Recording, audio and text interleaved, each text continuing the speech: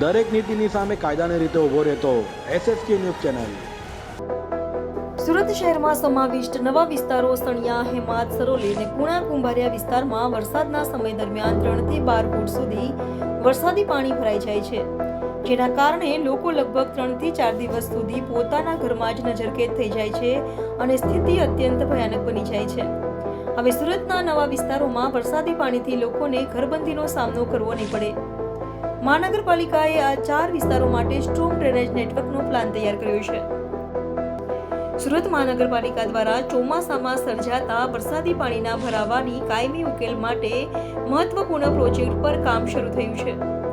ખાસ કરીને નીચાણવાળા વિસ્તારો જેવા કે સારોલી, સણિયા, હેમાદ અને કુંભારિયામાં પાણી ભરાવાને કારણે નાગરિકોને દર વર્ષે પડતી મુશ્કેલીઓ દૂર કરવા માટે આ યોજનાને મંજૂરી આપવામાં આવી છે। પ્રોજેક્ટ હેઠળ 48.58 કરોડના ખર્ચે વરસાદી ગટર લાઇન નેટવર્ક બનાવવામાં આવશે। સારોલી અને સણિયા, હેમાદ જેવા વિસ્તારોમાં ચોમાસા દરમિયાન ભારે વરસાદ અને ખાડીઓમાં પાણીની સપાટી વધવાથી પાણી ભરાવાની સમસ્યા ઉદ્ભવે છે। આ પાણી નિકાલ માટે હજુ સુધી માત્ર હંગામી પમ્પિંગ મશીનરીનો ઉપયોગ કરવામાં આવ્યો હતો, જે તાત્કાલિક રાહત માટે પૂરતું હતું, પરંતુ કાયમી ઉકેલ નહોતું। હાલમાં ડ્રાફ્ટ ટીપી સ્કીમ નંબર 35 અંતર્ગત મોન્સૂનના વરસાદી પાણીના નિકાલ માટે ગટર લાઇન નેટવર્ક તૈયાર કરવાની યોજના ઘડવામાં આવી છે।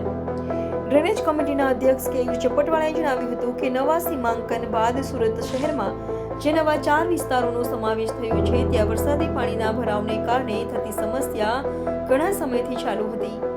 આ સમસ્યાને ધ્યાનમાં રાખીને અમે આ વિસ્તારોનું સર્વેક્ષણ કર્યું હતું। સર્વેના આધારે પણ મળેલી માહિતીના આધારે અમે આ વિસ્તારોમાં સ્ટ્રોમ ડ્રેનેજ નેટવર્ક તૈયાર કરીશું। 48.50 કરોડના ખર્ચે આ નેટવર્ક આ વિસ્તારોમાં સ્થાપિત કરવામાં આવશે। સ્ટ્રોમ ડ્રેનેજ લાઇનથી લોકોને રાહત મળશે। તેમણે વધુમાં જણાવ્યું કે સ્ટ્રોમ ડ્રેનેજ લાઇન માટે અલગ અલગ 4 તબક્કામાં કામ કરવામાં આવશે।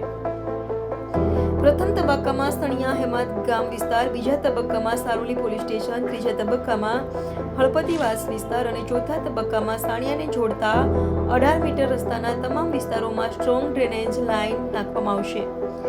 મે મહિનાથી કામ શરૂ થઈ જશે। આ વિસ્તારોમાં વરસાદ દરમિયાન 3 ફૂટથી લઈને 12 ફૂટ સુધી પાણી ભરાઈ જાય છે।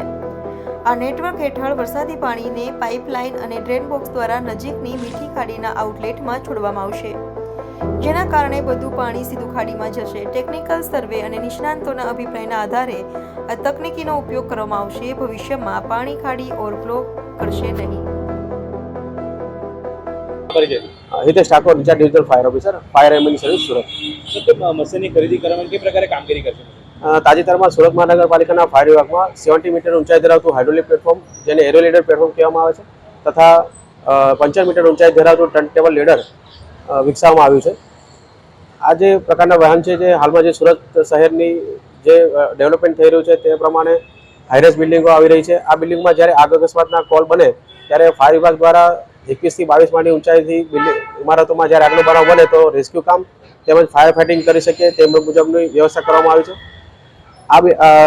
આ પ્રકારના વાહનોમાં જ્યારે આગ અકસ્માત થાય ત્યારે કેજમાંથી ડાયરેક્ટ આપણે નીચે જમીન પર લાવવા માટે એક એસ્કેપ ચૂટની વ્યવસ્થા કરવામાં આવી છે અને 50 મીટર જે ટર્ન ટેબલ લેડર છે તેમાં ફાયર લિફ્ટની સુવિધા આપવામાં આવી છે। કેટલા રૂપિયાના ખર્ચથી આ મશીનની ખરીદારી કરવામાં આવી? હાઇડ્રોલિક પ્લેટફોર્મની અંદાજિત રકમ 15 કરોડની આસપાસ છે અને ટર્ન ટેબલ લેડર છે એ અંદાજિત 8 કરોડની આસપાસની રકમ।